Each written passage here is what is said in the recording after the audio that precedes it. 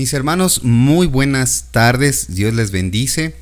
Estamos dando continuidad a las clases de doctrina bíblica, ¿verdad? Las doctrinas son bíblicas, lo que la Biblia nos enseña en un esfuerzo de comunicar a lo largo de todas estas semanas que el Ministerio de Educación Cristiana ha diseñado estas clases, ha propuesto a ustedes estas clases para que usted tenga una visión más clara de las cosas que nosotros tenemos por ciertas, de las cosas que nosotros creemos, pero también son herramientas que usted debe tener para poder dar una explicación de las cosas que le pueden preguntar sus vecinos, sus amigos, que le digan, oye, ¿y qué es esto de la cena del Señor? ¿O ustedes por qué no comulgan? ¿Ustedes por qué no se confiesan?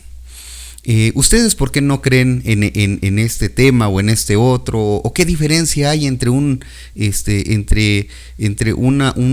modo de pensar de unos cristianos y de otros? Para eso es para lo que sirven las clases doctrinales, además de conocer y poder analizar los mensajes que escuchamos. Recuerda que hoy tenemos algo, además de la pandemia que estamos padeciendo, también estamos viviendo una terrible característica de nuestra sociedad, de nuestro tiempo, es de que estamos viviendo una infodemia. Así como existe una pandemia, ahora estamos viviendo también una infodemia. Es decir, tú puedes poner algún título que te llame la atención, algo que quieres estudiar de la Biblia, y pues te van a salir 1,000,000 de resultados. Entonces, esa cantidad estratosférica, esa cantidad inmensa de información, a menudo crea lo que el apóstol va a llamar vientos de doctrina. Es decir, modas, pensamientos, interpretaciones, usualmente impulsadas por un grupo dominante o por una personalidad que tiene cierta facilidad de comunicar cosas o cierta manera de decir las cosas que la gente le suena lógico. Bueno, las clases de doctrina nos sirven para analizar lo que estamos escuchando en medio de esta infodemia. Estamos viviendo en un tiempo muy complicado donde muchas voces, ¿verdad? Las redes sociales, pues tú te encuentras tanta información, tantas maneras de decir las cosas, que para eso es necesario que tú acudas a la Biblia, ¿verdad? Que tú vayas a la Biblia y que tú entiendas qué es lo que está pasando. Entonces, algo importante que quiero decirte como un paréntesis es que esta clase es grabada, ¿sí? Nuestros hermanos nos permitieron, por cuestiones de trabajo, poderla realizar de esta manera, pero no quiere decir que no vamos a aprender, sino que vamos a hacer un gran esfuerzo para que el Señor mueva nuestro corazón, mueva nuestra mente. ¿Sabe? Una de las citas o una de las metáforas favoritas para mí sobre la palabra de Dios es que es fuego y que es martillo. Eso para mí es enriquecedor de lo que puede hacer la palabra de Dios en nuestra vida, en nuestra manera de pensar. Pero vamos a orar, vamos a poner en manos de Dios este tiempo de estudio bíblico, ¿de acuerdo? Inclina tu rostro, vamos a orar. Padre, quiero darte las gracias, Señor, porque eres bueno y tu misericordia es para siempre.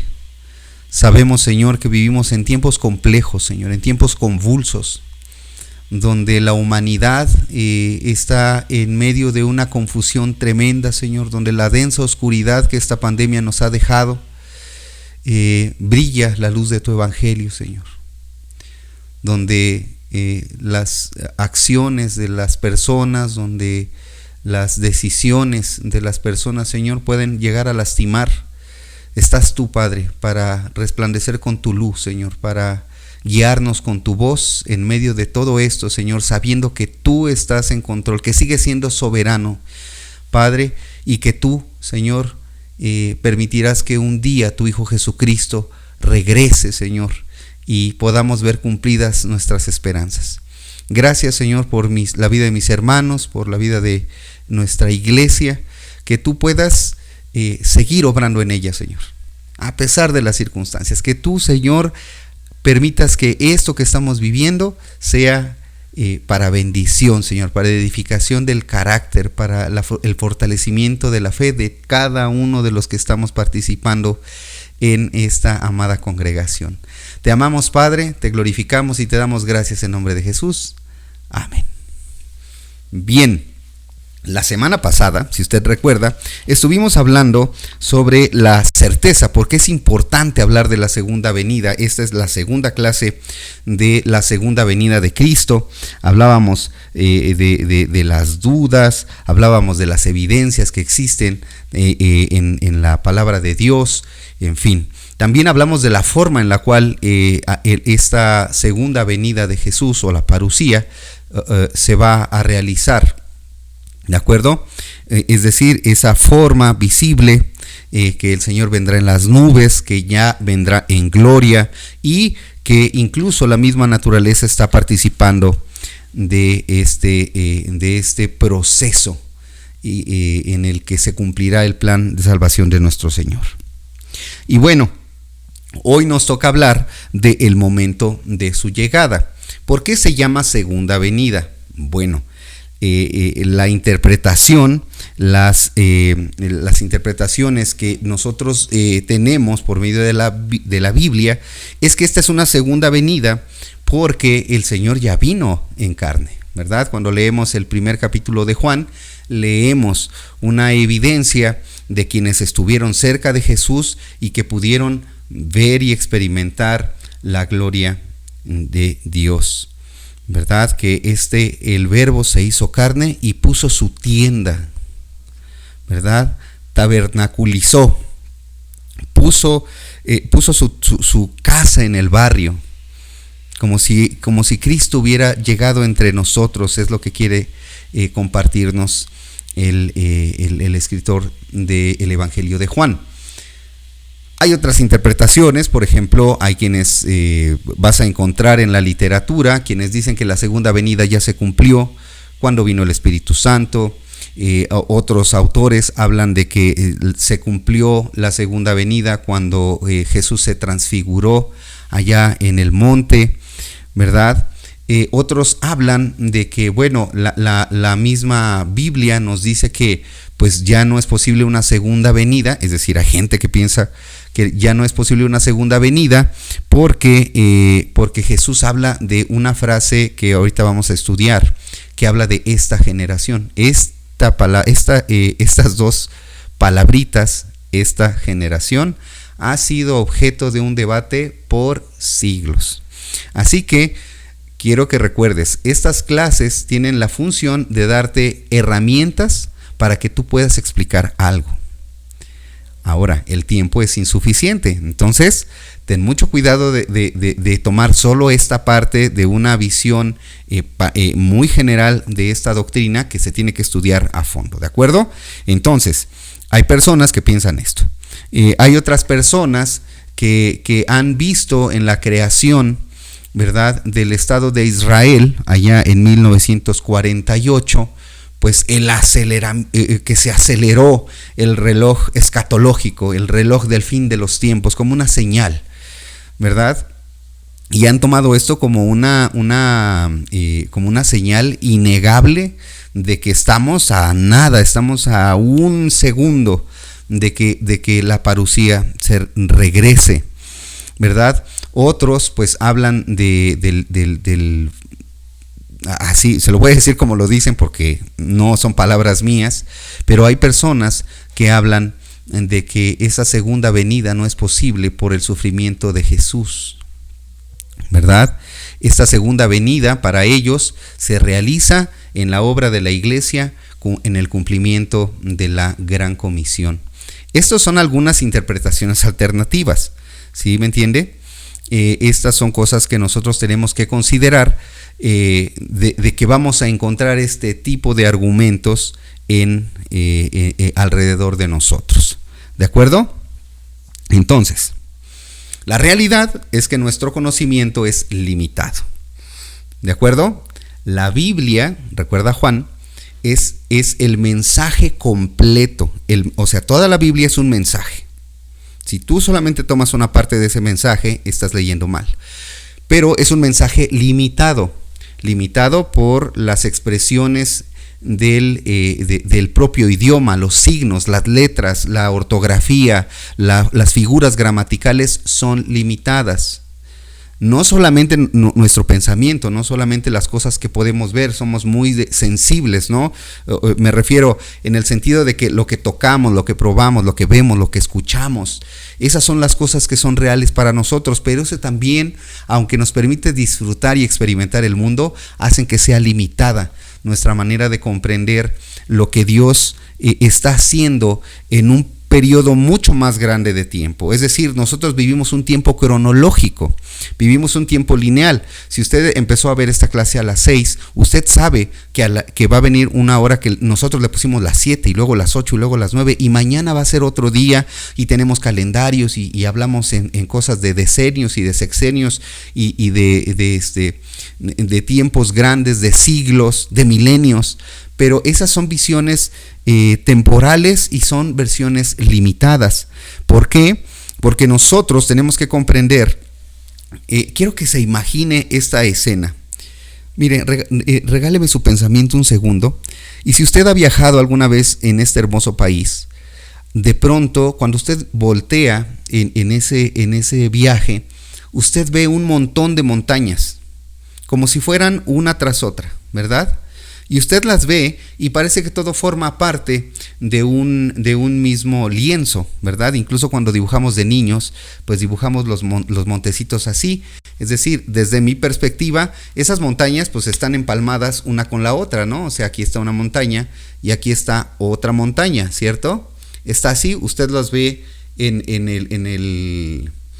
el horizonte y se ven, no hay manera de que usted sepa que distancia existe entre estas dos montañas. Es decir, las montañas están así, usted ve un solo plano, pero usted no sabe qué distancia hay entre una montaña y la otra. Esto es lo que los estudiosos han llamado el escorzo profético. Es decir, el escorzo profético es qué es lo que Dios hizo entonces, por ejemplo en tiempos de Jesús, y qué es lo que Dios está haciendo ahora. Esa distancia entre esas montañas que no podemos nosotros dilucidar de mirar las montañas en el horizonte, esa distancia que hay entre una montaña y otra, no la podemos discernir. Nosotros vemos pasajes en la Biblia como estas grandes montañas en el horizonte, pero no podemos discernir qué distancia, qué tiempo, qué eventos van a ocurrir entre una montaña y la otra. Entonces, quiero que nos centremos en 3 versículos del Evangelio de Marcos para hablar sobre el tiempo que es la venida de Cristo. Marcos capítulo 13, abre tu Biblia, Marcos capítulo 13, verso 29 al 33. 29, 30, 31, 32 y 33. Son 5 versículos. ¿De acuerdo? Son 5 versículos. Marcos capítulo 13, versos del 29 al 33. Escuche. Así también vosotros, cuando veáis que sucedan estas cosas, conoced que está cerca, a las puertas. De cierto os digo que no pasará esta generación hasta que todo esto acontezca. El cielo y la tierra pasarán, pero mis palabras no pasarán. Pero de aquel día y de la hora nadie sabe, ni aun los ángeles que están en el cielo, ni el Hijo, sino el Padre. Mirad, velad y orad, porque no sabéis cuándo será el tiempo.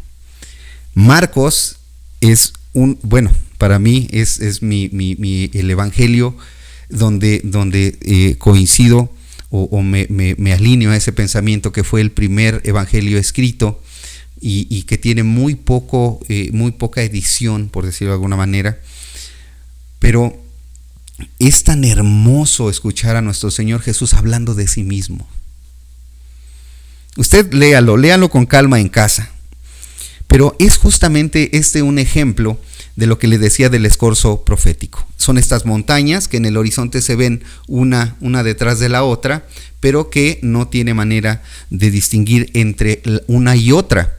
Pero si usted lee claramente en el verso número 33, dice: mirad, velad y orad, porque no sabéis cuándo será el tiempo. Nadie sabe, es imposible, hermano, no es posible calcular la parucía. ¿Sí? No es posible calcular la parucía. No, nadie puede saber. El versículo 32 es elocuente. Solo el Padre puede saber cuándo va a ser esta fecha. Entonces, si a usted un día le llegan y le dicen que ya viene el tiempo, ¿verdad? Pues que déjeme decirle que hay personas que desde el siglo II, ¿verdad? Hubo un grupo que se llamaron los montanistas, que ellos decían que ya el final del mundo venía pues de inmediato, ¿verdad? Hubo otros movimientos en el siglo XVI, allá por 1528, que dijeron que ya venía esa segunda venida. En el siglo XVII, en el siglo XIX, incluso le pusieron fecha, ¿verdad? A la venida del Señor. Y bueno, pues ahí a una cuadra, ¿verdad? De donde está ubicadas las instalaciones de la iglesia, pues está este grupo que se llaman los testigos de Jehová. Pues bueno, ellos han propuesto dos fechas, ¿verdad? Para la segunda venida de Jesús. Una en 1874 y otra en 1914. Y mire, estamos en el 2021 y seguimos esperando con gozo la segunda venida del Señor. Entonces, la idea es que tú puedas en tu corazón, en tu pensamiento, afirmar esto, hermano. No es posible determinar bajo ninguna circunstancia, bajo ninguna cantidad de información, cuándo será la segunda venida del Señor. Ahora, vamos a hablar de las señales de los tiempos, que a menudo esto es algo que puede llegar a confundir o puede llegar a malinterpretarse ante los eventos que surgen, ¿verdad? Las señales de los tiempos, es decir, bíblicamente, cuando hablamos de las señales de los tiempos, por ejemplo, en el Nuevo Testamento, hay un solo pasaje en el que Jesús se refiere a este evento o a esta serie de eventos, ¿de acuerdo? Pero es una cosa compleja, porque el Señor va a hablar de esto, y ahorita vamos a ir al versículo, pero va a aparecer únicamente en el Evangelio de Mateo, capítulo 16, verso 3. Acompáñame por favor al Evangelio de Mateo, capítulo 16, verso 3. Mire cómo dice así. Mateo 16, 3. Bueno, vamos a leer 3 y 4. Dice: y por la mañana hoy habrá tempestad, porque tiene arreboles el cielo nublado. Hipócritas, que sabéis distinguir el aspecto del cielo, mas las señales de los tiempos no podéis. La generación mala y adúltera demanda señal, pero señal no le será dada, sino la señal del profeta Jonás, y dejándolos se fue. Otra vez el Señor Jesús actuando y hablando de este asunto de los tiempos, las señales de los tiempos. Entonces, Jesús está hablando con un grupo de personas concreto, está hablando a unos oyentes, pero la ilustración a través de las montañas nos habla del escorzo profético. El escorzo profético, recuerda, es en 3 tiempos. Lo que fue, es decir, lo que Dios por medio de Jesús está diciendo a los oyentes originales, ¿sí? A las personas que estaban ahí presentes, que escucharon la voz de Jesús y les dijo estas cosas. Y por otro lado está lo que Dios promete en el futuro. ¿Qué es lo que va a pasar? ¿Qué es lo que Dios está haciendo? ¿Qué es lo que Dios está cumpliendo en la vida de estas personas? Pero el escorzo profético, aquí vamos a incluir otra evidencia en el centro, que es lo que Dios está haciendo ahora, hermano. Estas son las señales de los tiempos.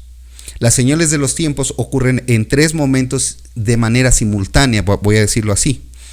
Lo que Dios hizo, lo que Dios va a hacer, pero principalmente lo que Dios está haciendo hoy en medio de su pueblo. O sea, no es que el futuro sea más importante que el pasado, o que lo que es importante es lo que está ocurriendo ahora.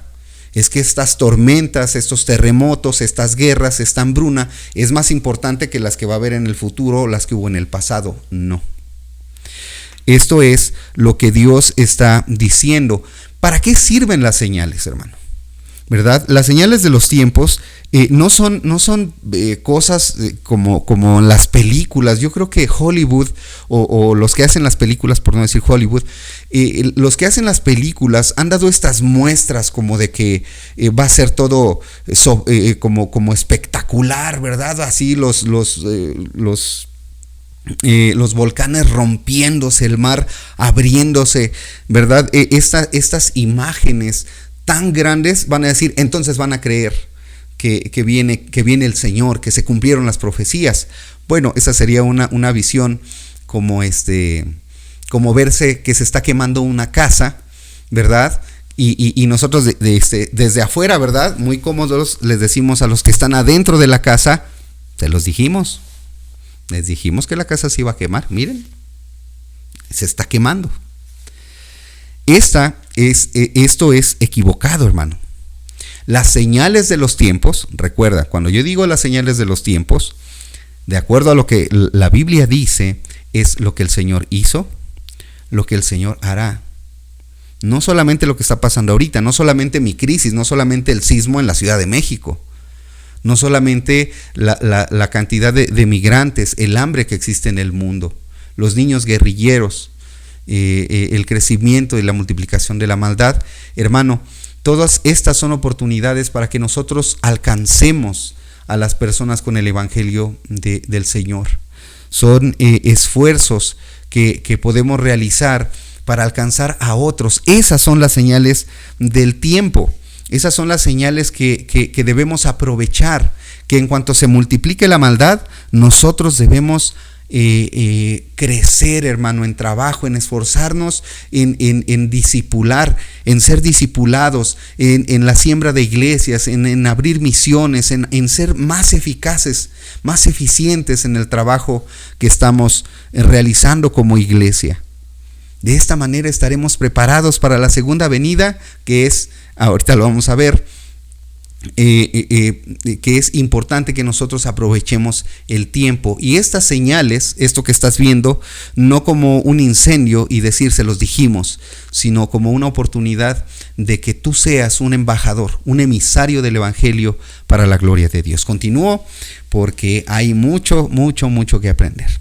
Ok, hay 4 señales que se pueden identificar en la Biblia, ¿de acuerdo?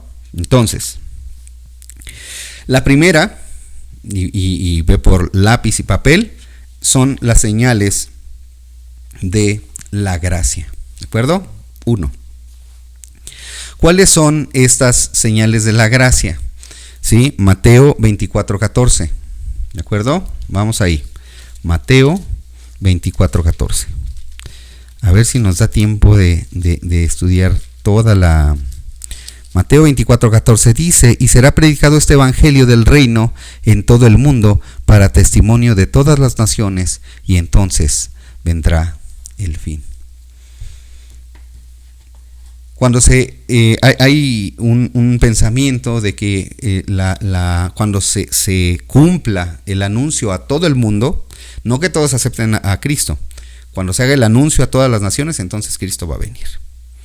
Entonces, si nosotros queremos que Cristo vuelva, de acuerdo a ese versículo, algunos dicen, pues hay que echarle ganas al evangelismo.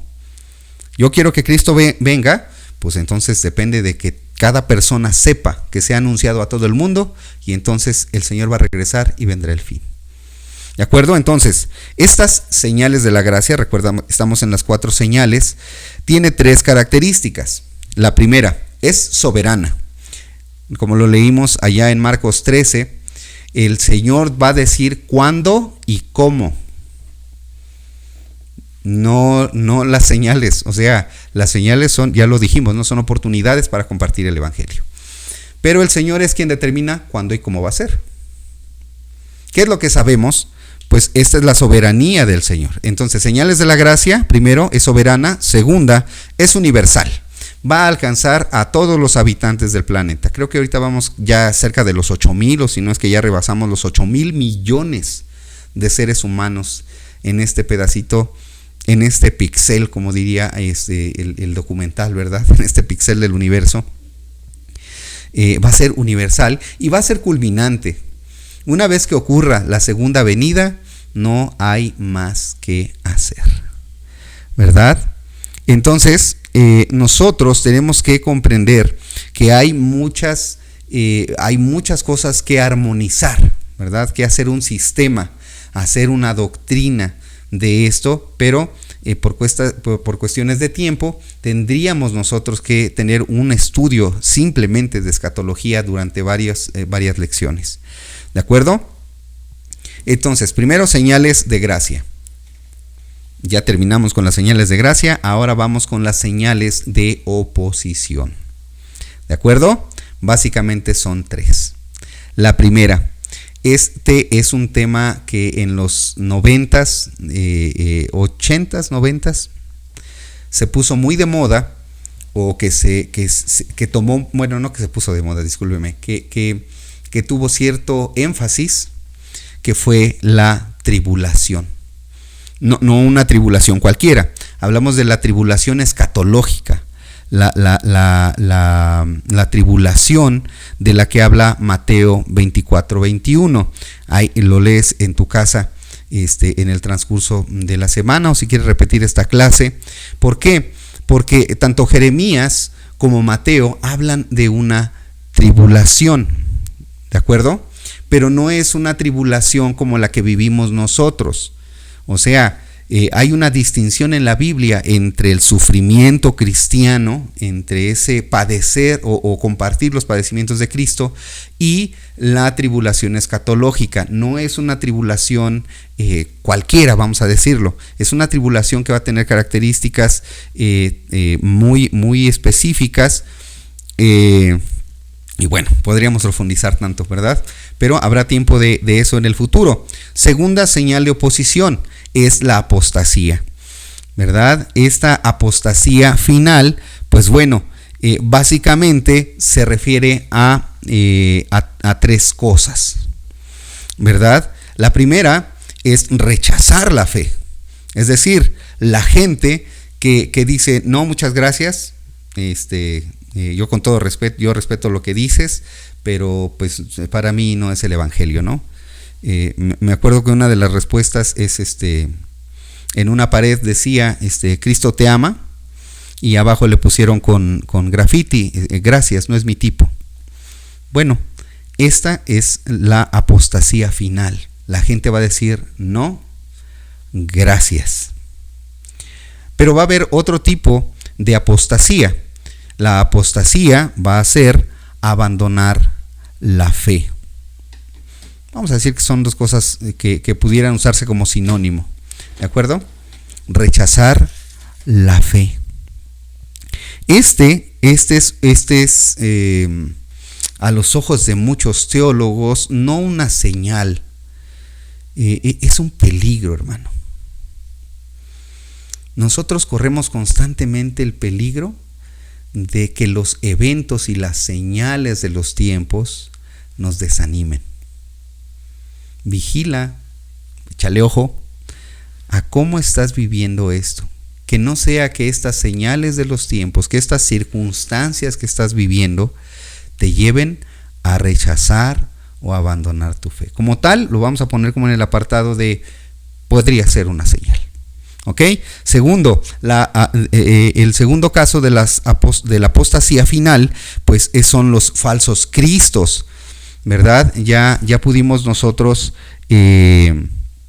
leer allá en Mateo, en Hebreos. Vamos a leer Hebreos 6:6, hermanos. Esto es algo muy interesante en el sentido de Hebreos 6:6. Esto es muy interesante. Mire, vamos a la palabra de Dios. Hebreos 6:6. Híjole, es que hay tantísimo que estudiar, hermanos. Hebreos 6:6 dice: y recayeron, sean otra vez renovados para arrepentimiento, crucificando de nuevo para sí mismos al Hijo de Dios y exponiéndole a vituperio. Esto es lo que dice Hebreos 6:6 respecto a la apostasía. Lea el 5 también, 5 y 6. Estos son versículos sobre la apostasía. Pero la Biblia también nos advierte que van a venir falsos cristos.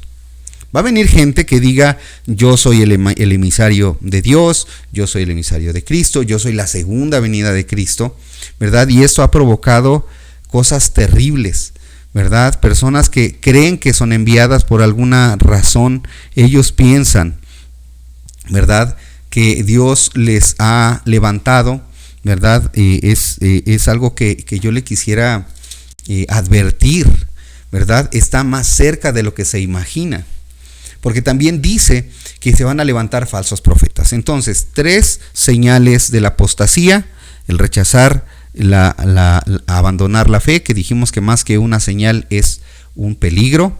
2, falsos cristos. Van a decir: aquí ya vino Cristo, ya Cristo hizo esto, ya Cristo hizo lo otro. Hay quienes así se ponen, su título es fulano Cristo, ¿verdad? En Guadalajara, bueno, en fin, en muchos lugares hay, ni para qué le digo. También se levantarán falsos profetas. Y nosotros tenemos que mantener los ojos abiertos. Nosotros tenemos que comprender que esto es lo que está ocurriendo constantemente alrededor de nosotros. La denominación o el movimiento religioso, la secta, como le quiera usted llamar, de la luz del mundo, pues tiene estas características tan peligrosas, ¿verdad? Entonces usted debe estar listo para presentar una defensa mansa de aquellos que pidan de usted razón de lo que cree. Estas 2 cuestiones, ¿verdad?, son suficientes para que el apóstol Pablo mencione que la parucía está cerca. Los falsos maestros y la rebeldía del hombre, el rechazar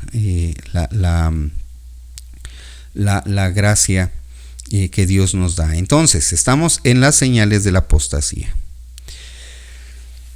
Hay un tema, hermano, en particular que sería la cuarta característica de esta señal, de las señales de la apostasía, ¿verdad? Entonces, de las señales de oposición, entre las cuales está la apostasía, está el tema tan discutido sobre el anticristo. Hermano, hay estudios muy profundos respecto a este tema, sobre la presencia de este personaje en distintas partes del mensaje bíblico, del escrito bíblico, de la escritura. Entonces, hablan del cuerno pequeño, de la guerra contra los santos, de la prohibición del sacrificio de continuidad, en fin. Hay varias interpretaciones respecto a quién es este personaje, ¿verdad? Hay algunos que mencionan que es Antíoco Epífanes IV, allá en tiempo de los macabeos. Otros decían que era el emperador romano Calígula, otros que era Domiciano. Pero para ser concretos, en 2 Tesalonicenses 2:17 se habla del hijo de iniquidad, y en 2 Tesalonicenses 2:3 y 4 vas a encontrar acerca del hijo de perdición. Algunos arqueólogos y algunos estudiosos del fenómeno religioso, o que estudian de manera filosófica la religión, no son cristianos, son personas que han estudiado esta construcción de los textos bíblicos, pues hablan que este personaje llamado el hombre de iniquidad o el hijo de perdición es una mención del pensamiento judío, muy seguramente conocido por Pablo, que se podría remontar hacia los mitos babilónicos. Es decir, esto es un préstamo que Pablo toma para hablar a la gente que lo está escuchando y decirles, ese hijo de iniquidad, ese hijo de perdición va a venir ligado a otras cosas, ¿verdad? Va a hablar del dragón, va a hablar del caos que va a provocar este personaje, ¿verdad? Entonces, nosotros tenemos que ser muy sabios y pedirle sabiduría al Señor para comprender qué es este anticristo que va a formar parte de las señales de oposición que van a acompañar o van a ir realizándose a la segunda venida del Señor. ¿Por qué le digo esto? Bueno, porque algunos hablan que ese anticristo, como ya lo dije, de que fue el Imperio Romano, o que ese hombre de iniquidad, ese hijo de perdición, pues va a ser una persona, ¿verdad?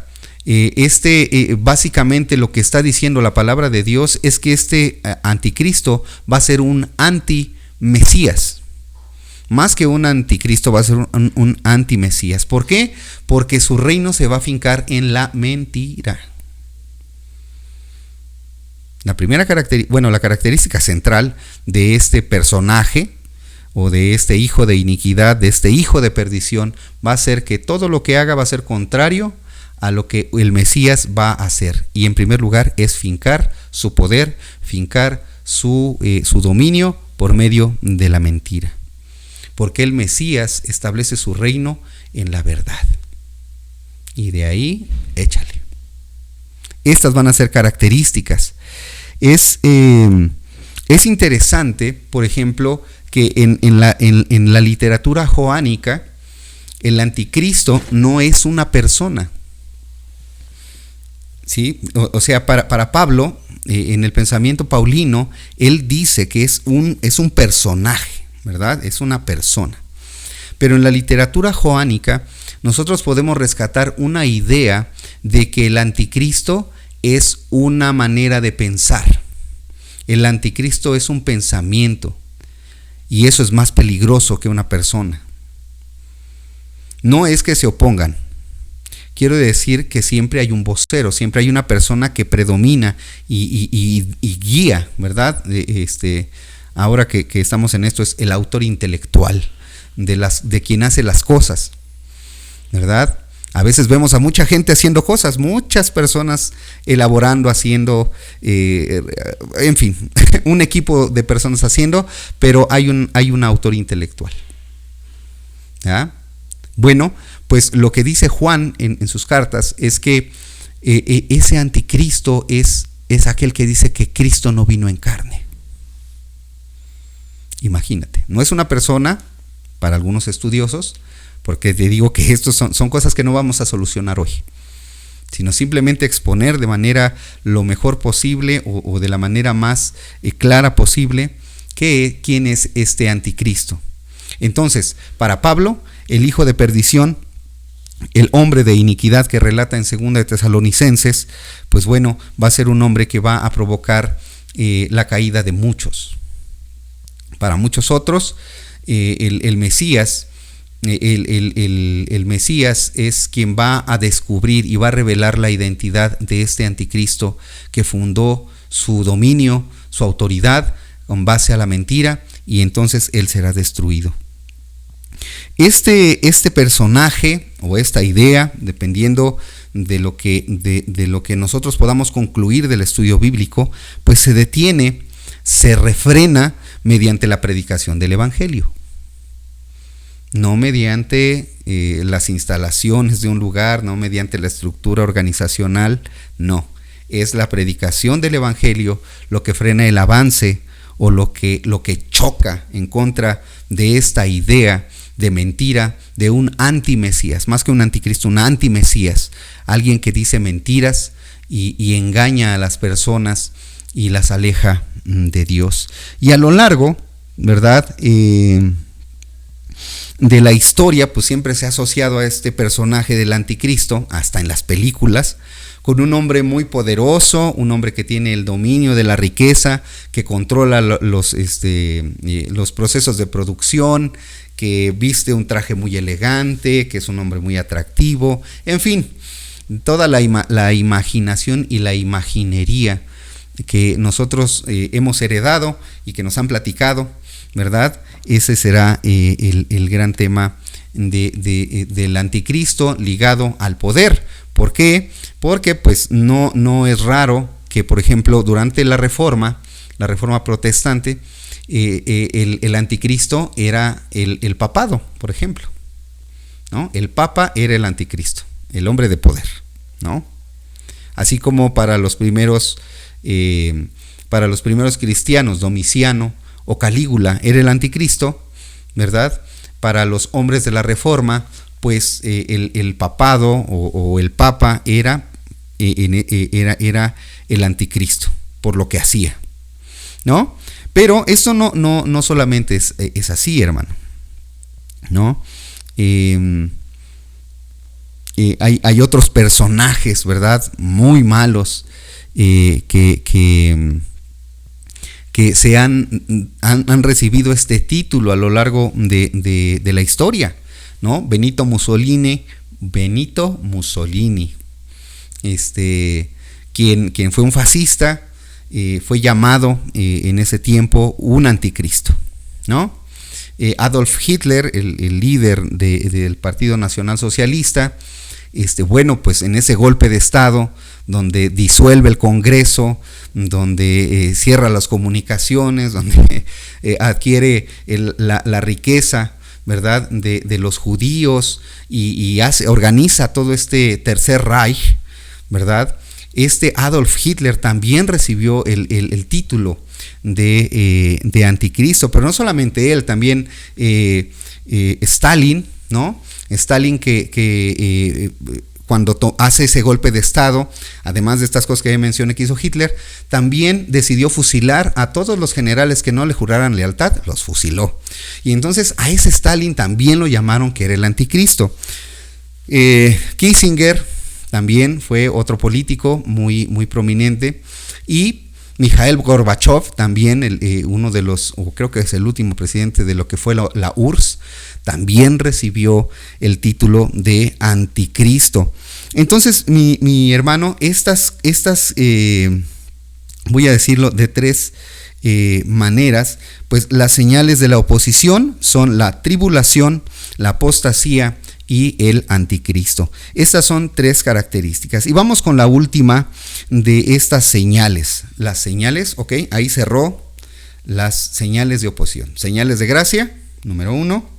2, señales de oposición. Y ahora vamos a ver las señales de juicio. Estamos hablando de la segunda venida.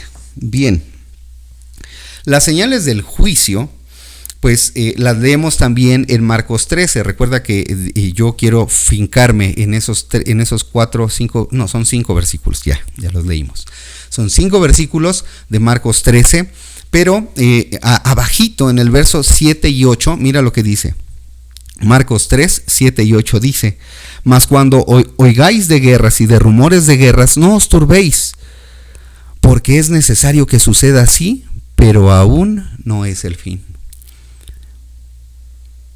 Porque se levantará nación contra nación y reino contra reino, y habrá terremotos en muchos lugares, y habrá hambres y alborotos. Principios de dolores son estos. Puede corresponder, hermano, a cualquier etapa de la vida. Puede a cualquier periodo histórico de la humanidad hasta ahora. De hecho, los antropólogos dicen que vivimos una etapa de paz como nunca antes. Imagínense. Es el siglo, es decir, estos tiempos que vivimos hoy, es el siglo en donde menos guerras ha habido. Suena raro, ¿verdad? Cuando alguien dice, es que ya el 1 de octubre del 2021 va a ser la segunda venida. Nosotros, hermano, partimos del principio. Recuerde que lo leímos aquí en Marcos 13, ¿verdad? 33, ¿verdad? 32 y 33, que no hay manera de saber esto. Pero ¿qué sí dice la Biblia de lo que va a ocurrir? Bueno, pues que va a haber guerra que va a haber terremotos, que va a haber hambrunas. Eso es lo que acabamos de leer, hermanos.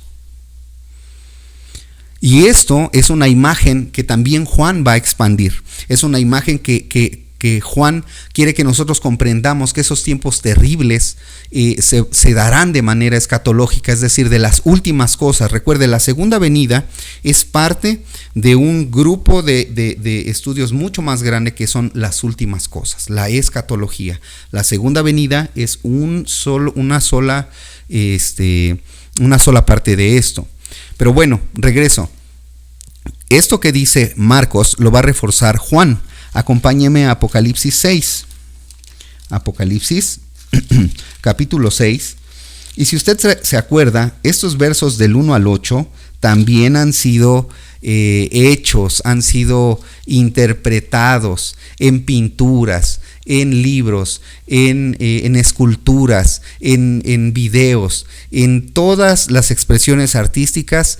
Este pasaje de Apocalipsis 6 del 1 al 8, usted va a encontrar muchas interpretaciones históricas, artísticas, ¿verdad? No sé si usted tenga una en particular que le impacte, ¿verdad? Pero hablar de los jinetes del Apocalipsis despierta la imaginación del lector, ¿verdad? Entonces, cuando nosotros vemos a estos jinetes hablando de la destrucción del mundo, esta es una señal del juicio que Dios va a tener. Esta es la cuarta parte de estas señales. ¿De acuerdo? Entonces, hemos visto las señales de gracia, las señales de oposición, y ahora estamos estudiando las señales del juicio. ¿De acuerdo? Entonces, es importante que reflexionemos, ¿verdad?, en este pensamiento. ¿De acuerdo? Bien, hermano, el rey ya viene. Nosotros tenemos un canto, ¿verdad? Un canto que dice: el rey ya viene. Ahora, ¿cuál es la idea de esto, hermano? ¿Cuál es la idea de hablar de que el Señor viene? Bueno, esta es la señal de la realidad, ¿verdad? Aunque muchos teólogos quieren quitar la parte sobrenatural de la Biblia, es decir, los teólogos más de izquierda, ellos quieren quitar de mitologizar la Biblia y decir: no, se trata de que Cristo ya vino, la segunda venida se hizo por medio del Espíritu Santo y se manifiesta en la iglesia, por la iglesia, por medio de la transmisión del Evangelio, ¿verdad? Otros quisieran ver pues que esta segunda venida pues va a ser más bien un tema moral, un tema de portarte bien, de manifestar los valores del reino en este tiempo. Nosotros creemos como cristianos que Cristo va a regresar de manera visible, de manera en su gloria, y que el mundo está dando muestras de esto, está en dolores de partos. Ahora, ¿cuáles son nuestras obligaciones? ¿Verdad? Quiero ir cerrando, ¿verdad? Quiero ir cerrando este estudio. Nos prolongamos un poquito más, pero no quisiera yo terminar, hermano, sin decir qué es lo que tú tienes que hacer. Bueno, quisiera yo iniciar con qué es lo que no tienes que hacer. No te pierdas, mi hermano, en escuchar personas que viven del morbo. No les des visualizaciones en sus videos, no les des me gusta a sus videos. Cuando te dicen que ya viene el fin del mundo porque X más Y es igual a YX cuadrada por... Y si tomamos, ¿verdad? Y ahora que bájale el cero. El otro día me dio tanta risa escuchar a un hermano que decía: bueno, entonces el conflicto palestino-israelí más la creación del Bitcoin y no sé qué, más esto. Y él agarró y la vacuna y el coronavirus y empezó a juntar así, jalar de todos lados, y dijo: ven, ahí viene el tiempo. No te enredes, mi hermano, no te enredes con eso. yo te invito con todo mi corazón a que leas tu Biblia.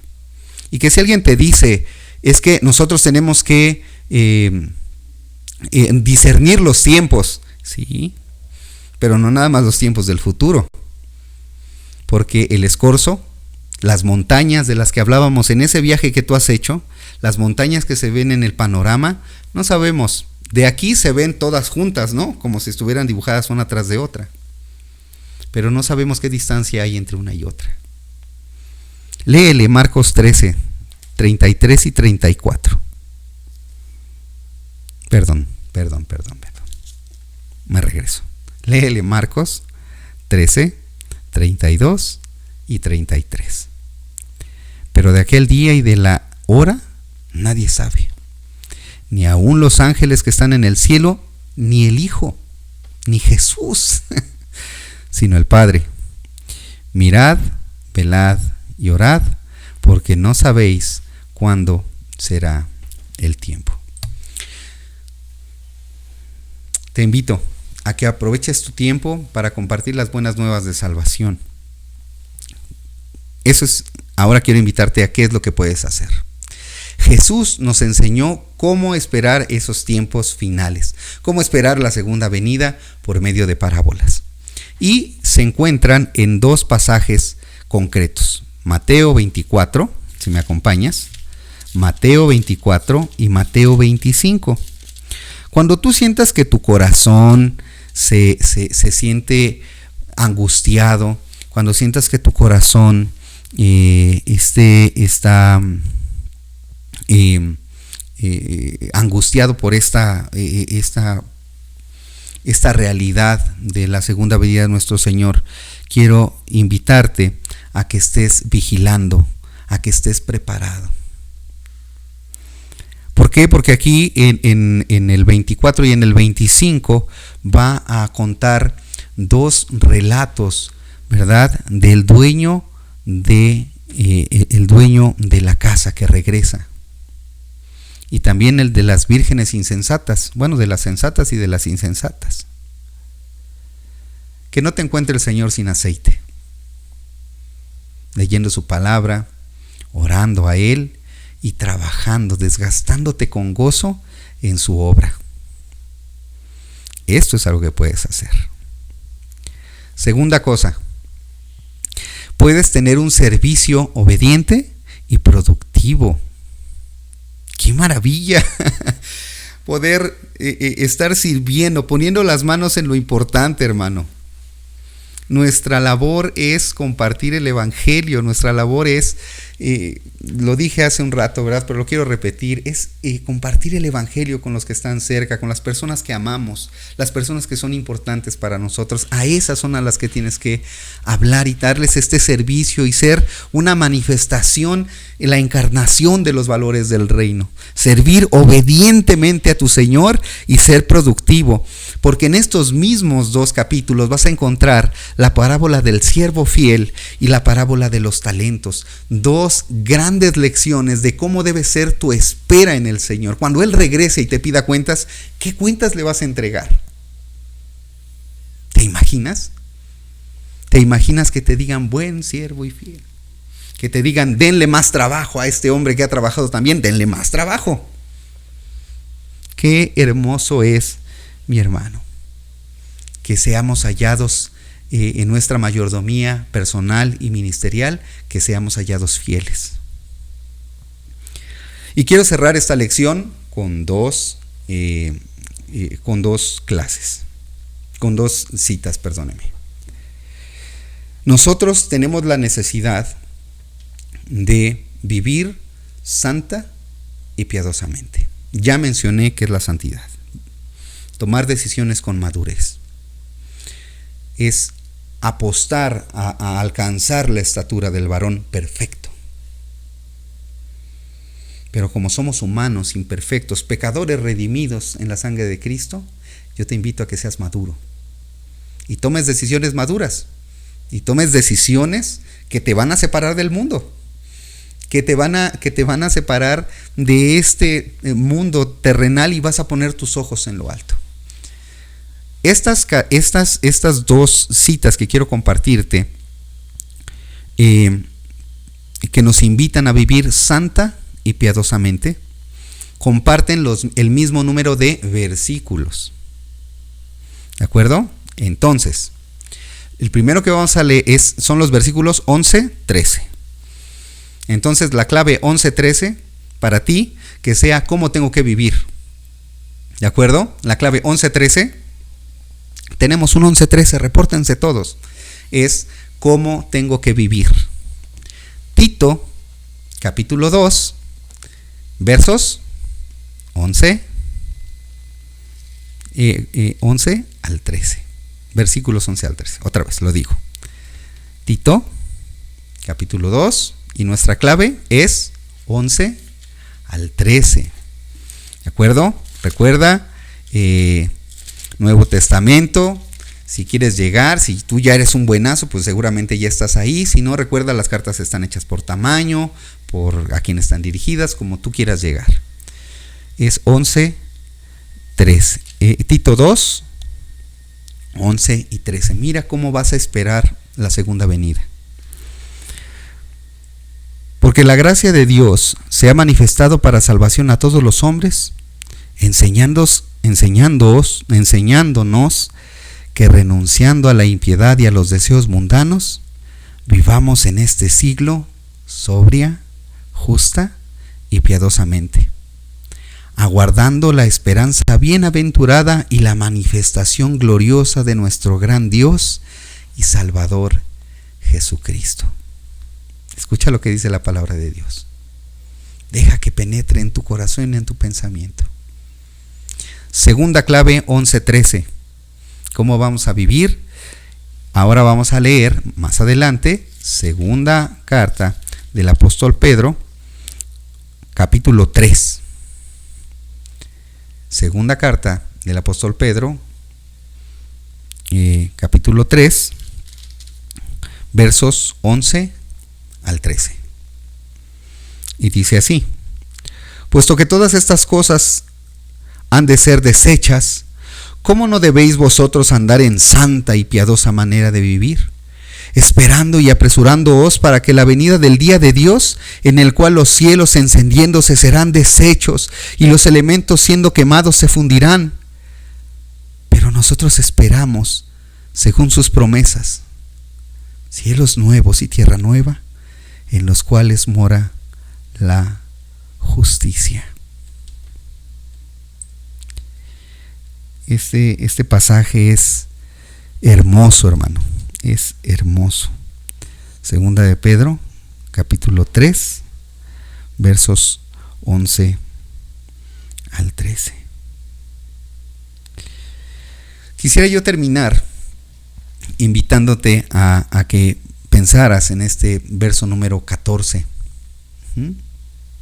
Dice así: por lo cual, oh amados, estando en espera de estas cosas, procurad con diligencia ser hallados por Él sin mancha, irreprensibles, en paz. Segunda de Pedro, capítulo 3, verso 14. Padre, cuánto anhelamos tu venida, Señor. Para nosotros tu venida, Señor, es una promesa preciosa, real, Señor, en nuestro corazón y en nuestro pensamiento. Permítenos, pues, Señor, en medio de las señales de los tiempos, de las cosas que hiciste, Señor, de las cosas que harás, pero, Señor, no solamente de las cosas que estás haciendo en nuestras vidas. Déjanos, Padre, esperar esta venida preciosa de tu Hijo Jesucristo. Te pido que mis hermanos vean esta doctrina, Señor, esta enseñanza sobre la segunda venida como una oportunidad de acercarse a ti, Señor, y de llevar el evangelio, Señor, por medio de tu Santo Espíritu que detiene a ese hijo de iniquidad, Señor, que frena esa idea, Señor, que niega que Cristo vino en carne. Ese Espíritu Santo, Señor, que nos guía a toda verdad, Señor, y nos dice que tú eres soberano, Padre Santo. Pero, Padre, como dice el apóstol, ayúdanos a que con diligencia delante de ti seamos hallados por tu Hijo Jesucristo sin mancha, Señor. Irreprensibles, Padre, y sobre todo, Padre Santo, en paz. Te damos gracias por estos tiempos turbulentos que estamos viviendo, porque, Padre, nuestra fe está siendo pasada por fuego para tu honra y tu gloria, Señor. Porque, Padre, tu iglesia se reúne, las piedras vivas que tú llamaste, esa nación santa, ese pueblo de sacerdotes sigue alabándote, Señor, sigue poniendo y derramando su corazón delante de ti. Gracias por este tiempo, oramos en nombre de Jesús. Amén. Bien, nos pasamos por muchísimo tiempo, pero espero que puedas verla en distintas partes o repetirla. La próxima semana vamos a tener un encuentro muy interesante de preguntas y respuestas. Te estaremos enviando el enlace de Zoom para que puedas entrar a la clase y pues podamos exponer, podamos preguntar y opinar respecto a este tema de la segunda venida. Entonces, la próxima semana, apártala, domingo 6 de la tarde, para tener un encuentro y poder platicar distintas o presentar distintas preguntas que puedes tener, inquietudes que puedan surgir en medio de estos tiempos tan complicados. Así que espera la liga por medio de nuestra hermana Paula. Ella será quien nos estará organizando este foro. Así que el Señor te bendiga, que tengas una hermosa semana. Pon tus manos a trabajar para el Señor, pero sobre todo, mi hermano, pon tus ojos en Cristo. Nadie ama más a la iglesia, nadie protege a su iglesia más que Cristo, que nuestro Dios, porque Él dio su vida por nosotros. Así que hasta la próxima, que Dios te bendiga. Adiós.